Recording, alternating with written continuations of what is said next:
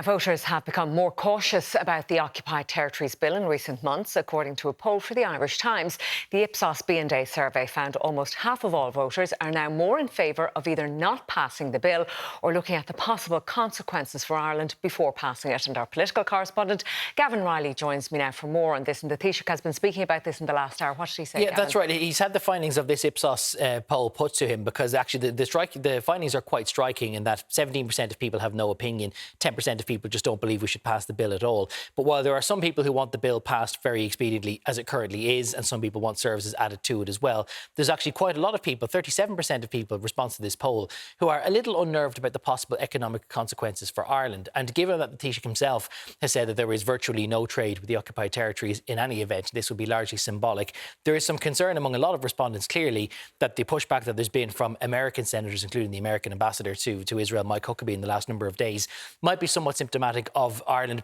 possibly dragging more difficulty upon itself. And the Taoiseach has acknowledged that when he was speaking in Cork today. He said the point of this was not for Ireland to harm itself. The point of it was to be symbolic. But he did say that he was mindful of how this is being perceived in America, but did also say that he was not minded to change course. Here's a bit of what he said.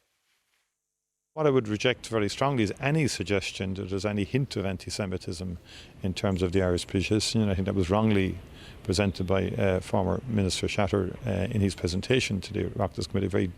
Very dismayed at the language that he used. It was false language, and it's a very false presentation. And there are efforts abroad to undermine the integrity of Ireland's position, to misrepresent Ireland's position. We're conscious of that, but we will always work to protect our economic interests and the national interests, and we'll do that too. Now, that would appear to suggest that there will be some kind of diplomatic offensive taken by the Irish embassy and the other consulates around the United States to make sure that it is clear in America's mind, first and foremost, that this is only targeting the illegal occupations. I think there is some perception among Irish officials that this has been misread or being treated as a ban on all Israeli trade, when that isn't the intention of the bill. It is merely for those illegal settlements. Micheál Martin also drawing some comfort from the idea that this is now being permitted or possibly even encouraged at a UN or EU level, and that Ireland might not be the only country pursuing this kind of stance in future.